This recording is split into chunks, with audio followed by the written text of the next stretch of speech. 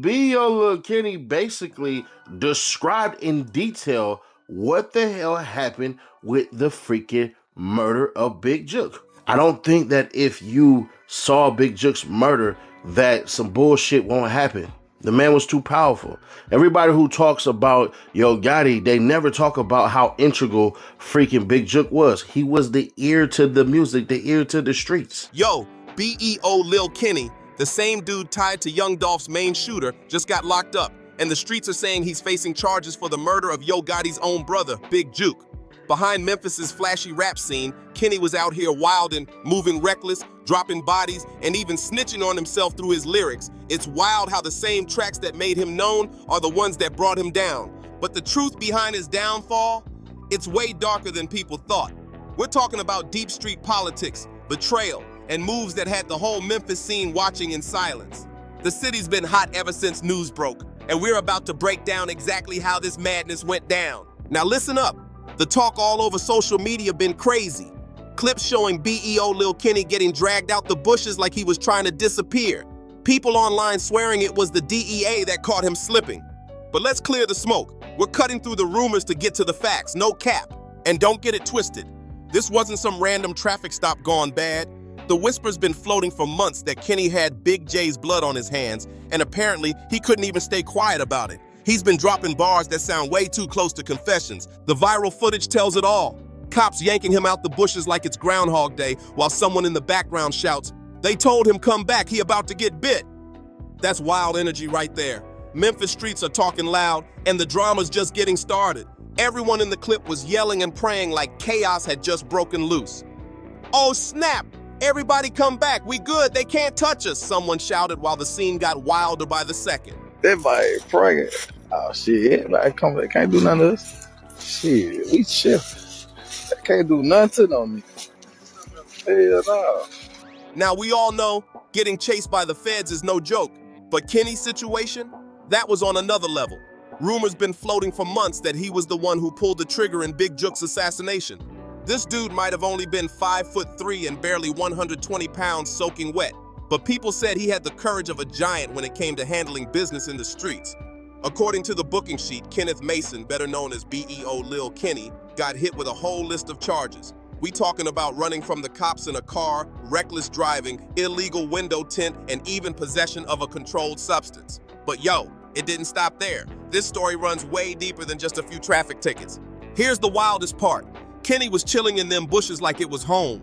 He was so bold, he even posted on Facebook saying, "I was comfortable as hell in them bushes. They had to drag me out. We was gonna be there till timber waiting on me to surrender." Like what? He was seriously planning to hide out till the coast was clear. But the cops weren't playing any games. They pulled up and ended that plan quick. And here's where things get crazy again. Kenny been talking way too much, basically exposing himself. Dude been snitching on himself harder than a kid caught stealing cookies from the jar. 5 police sources have confirmed with Fox 13 that the person killed is Anthony Mims, also known as Big Jook. Now, Big Jook is the brother of rapper Yo Gotti. After Big Jook was gunned down outside that restaurant right in front of his own mother, the whole city froze in disbelief. Not long after, B.E.O. Lil Kenny dropped the track that had the streets in a chokehold. In his own lyrics, he said, in front of his mama, they downed his brother. We come to get you like bounty hunters. That line alone had everybody's jaw on the floor. Those weren't just lyrics. That was practically a confession. He didn't say they. He said we. That one word flipped everything. It sounded like Kenny was putting himself right there at the scene. The craziest part? His bars lined up perfectly with the real-life details of what went down. Big Jook really was shot outside a restaurant right after attending a funeral with his mother. And Kenny, he rapped about it like he was narrating it straight to the cops. In the streets, we call that self-snitching, the quickest way to dig your own grave in the game. When you drop a diss track right after a major hit and start describing things only the shooter could know, you might as well walk into the station and hand them the case yourself. Kenny was out here acting like it was a victory lap, flexing in his lyrics, saying we, not they, and making it sound like his crew had done the job. That kind of talk don't go unnoticed. Then, to make things even messier, Kenny hopped on Facebook trying to clear his name, writing, "I'ma let it be known. I never thought I'd have to stop people from spreading these fake allegations on my name. I'm a good guy, and I don't want no clout from nothing I ain't part of." But man, that apology came way too late. The internet already had receipts, and the streets had already spoken. The damage was already done. Kenny's words couldn't take back what was out there. But to really understand this madness, we gotta rewind and see where this whole bloody story began. The beef between Yo Gotti and Young Dolph wasn't just about rap. Nah, this was deep-rooted street tension that had been brewing for years. This wasn't some social media drama, this was Memphis history written in gun smoke. It all kicked off back in 2010 during Thanksgiving weekend at Level 2 nightclub. Yo Gotti and OG Boo Dirty, who was linked to Young Dolph's crew, got into a heated confrontation that ended with 6 people getting shot. That night changed everything. This wasn't no Twitter war or diss track drama. This was real bullets flying across a crowded parking lot. And here's the wildest twist. One of the names arrested alongside Yo Gotti that night was Corey McClendon. Yeah, that Corey McClendon, the same guy who years later got tied to the attempted murder of Young Dolph in Hollywood back in 2017. That right there shows how deep this war ran. These weren't just random beefs, these were long-standing street soldiers carrying the same fight for over 7 years straight. But here's where it gets spicy. Back in 2012, Young Dolph was actually sitting next to Gucci Mane when Gucci went public with his beef against Yo Gotti. Gucci felt disrespected because Gotti dropped a mixtape on October 17th, the same day as Gucci's official release. That move had Gucci heated, and Dolph was right there witnessing all that tension firsthand. That little moment of loyalty between Gucci and Dolph, it ended up shaping alliances that would turn deadly later on. By 2017, the drama had exploded. Young Dolph's SUV got lit up with over 100 rounds in Charlotte, and the feds traced that hit back to Yo Gotti's circle, naming none other than Corey McClendon as one of the key suspects. This beef wasn't fading away, it was only getting bloodier. At this point, it wasn't just rap beef anymore, this was straight up war. The streets were on fire after Young Dolph's murder, and Big Jook's name started floating heavy in the mix. But here's where it gets dark. Dolph's murder in November 2021 wasn't some random street hit. Nah, word on the block is that Big Jook himself allegedly put a heavy bag on Dolph's head. And that's not just anybody. We're talking about Yo Gotti's own brother, the man known as the muscle behind CMG and the ear to everything happening in Memphis. See, this stopped being about songs and diss tracks a long time ago. This was about power, territory, and respect. Big Jook wasn't just a family member, he was the enforcer, the one who handled the dirty work while Gotti ran the label. And when Young Dolph kept calling out their name and threatening the empire they built, Jook supposedly made the call that would change everything. If you know how street politics work, you already get it. Putting a bounty on somebody's head is like signing your own death certificate. Because once that move is made, the retaliation clock starts ticking. Dolph wasn't moving alone. He had loyal people behind him, real ones who weren't going to let his death slide for nothing.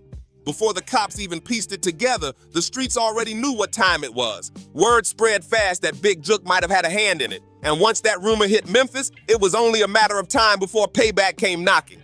Big Jook knew the danger, but pride and loyalty can blind anybody. He stood tall for his brother, but that same loyalty ended up being the move that sealed his fate. And when the trial for Dolph's alleged killers went down, it came out that Big Jook was the one making the calls and coordinating the moves that tragic day. The same power he once used to protect the empire ended up turning against him. Big Jook was basically the mastermind behind the whole setup, the one calling shots from behind the curtain, and that made him target number one for revenge. On January 13th, 2024, the streets came calling for payback. That was the day Big Jook's past finally caught up with him. He had just left Peen's restaurant and event center over on Winchester near Kirby, probably thinking it was just another smooth night in his own city. But Memphis, don't forget, the moment he stepped outside, the shooters were already waiting, watching for the right second to move. In a flash, everything went left. Big Jook got caught slipping in a place he thought was safe. They say he never even saw it coming. Death pulled up quick, right in his hometown. A deadly shooting in Hickory Hill with connections to Memphis rapper Yo Gotti. Here's where it gets downright cold-blooded. The most disrespectful part of the whole thing, they took Big Jook out right in front of his own mother. In street code, that's the ultimate violation. There's one rule everyone understands. You never bring family into street business, and you never make a mother witness that kind of pain. But when it came to revenge for Young Dolph's murder, all those rules got tossed out the window. The hit went down around 4:15 p.m. in broad daylight. No masks, no running, no hiding. This wasn't some quiet setup. This was a public statement. The shooters wanted the whole city to see what happens when you cross certain lines. 2 men were hit during the ambush. Big Jook died right there at the scene, and another man had to be airlifted to Regional 1 Hospital in critical condition. The message was clear: nobody's untouchable in Memphis. Right now, we do have video that we're analyzing, but we don't have a clear suspect identified at this time. But we know that a weapon was used, a firearm was used in this incident. We do feel like the individual that was shot was possibly targeted by the suspect. Memphis police confirmed what everyone already suspected. They had video footage and were sure Big Jook was specifically targeted. This wasn't no robbery gone wrong or mistaken identity situation. Nah, this was cold, calculated, and executed with precision. The kind of hit that sends a clear message to everyone tuned in. Nobody's safe when the streets decide it's your time. What made it even more chilling was when it happened. Big Jook had just stepped out of a repast, a celebration of life after a funeral. He walked outside for what was supposed to be a simple smoke break and never made it back in. His mother was still inside the venue when the gunshots echoed through the air, taking her son's life in an instant. That detail alone broke hearts across Memphis. It showed how deep and personal this payback really was. But here's where it gets even wilder. The streets already knew about Big Jook's alleged involvement in young Dolph's murder long before it hit the news. Word had been floating that he was the one who allegedly put the bag on Dolph's head, and that rumor made him a marked man. In Memphis, news like that spreads faster than any police report. The same underground networks that helped line up the hit on young Dolph were now whispering about Big Jook's role, and this time they flipped the script. Street justice don't wait on the courts or indictments. It moves when it wants to move. Sources say BEO Lil Kenny and his young crew had been watching, waiting patiently for the right moment to strike. They knew who really held the power in Gotti's camp, and taking out Big Jook wasn't just revenge, it was a statement. For them, this was payback for their fallen leader, and they made sure the whole city got the message loud and clear. BEO Lil Kenny basically described in detail what the hell happened with the freaking murder of Big Jook. I don't think that if you saw Big Jook's murder that some bullshit won't happen. The man was too powerful. Everybody who talks about Yo Gotti, they never talk about how integral freaking Big Jook was. He was the ear to the music, the ear to the streets. The wildest part in all this? BEO Lil Kenny's own lyrics basically confirmed what the streets had already been whispering. When he rapped about coming to get someone like bounty hunters and doing it in front of his mama, those weren't just bars. They were detailed confessions disguised as music. He was painting a picture that lined up way too close to Big Jook's murder and the way it went down. That's the kind of stuff that makes detectives perk up and the streets nod like, yeah, he really said that. But hold up, this story gets even deeper. If Big Jook was still alive right now, he probably wouldn't be walking free. He'd most likely be sitting in a federal cell, fighting a murder case tied to young Dolph's death. During the trial for Dolph's alleged shooters, reports surfaced that Big Jook had already been questioned by police about his involvement. The feds even had phone records showing he was in steady contact with the shooters on the very day Dolph was killed. That right there says it all. He was living on borrowed time. If he hadn't been taken out, prosecutors would have eventually built a case so tight it would have locked him away for life. And that's the twisted truth about the streets. Sometimes death hits before the handcuffs do. In a grim way, Big Jook's murder might have actually spared him from spending the rest of his life behind bars. Crazy, right? The streets don't forgive, but the system doesn't forget either. Now let's slide over to Kenny's current situation, because things aren't looking smooth for him either. On paper, his charges don't look too serious: evading arrest, reckless driving, possession of a controlled substance. His bond was just $10,000, so he probably already posted out. But here's where it gets sketchy. Word is, Kenny spent 8 extra hours in interrogation. Why? Because the feds wanted answers about all these rumors connecting him to Big Jook's hit. The streets might call it payback, but to the law, it's just another open case waiting for a name to stick. Kenny might have thought he dodged the heat this time, but the way things are unfolding, this could just be the beginning of something way bigger. Kenny once said, "The internet is a dangerous drug," and he wasn't lying, because it's the very thing that might bring him down. His own posts, lyrics, and music videos gave investigators all the ammo they needed to start piecing together the truth behind Big Jook's murder. What looked like clout chasing online turned into a digital trail straight to his doorstep. See, the feds don't rush, they play the long game. They'll grab you on something light, like reckless driving or possession, while they quietly build a major case in the background. And Kenny's self-snitching tracks? Man, they practically gave the authorities a playbook. Every verse, every bar, every Facebook rant, it's all being used to connect him right back to Big Jook's hit.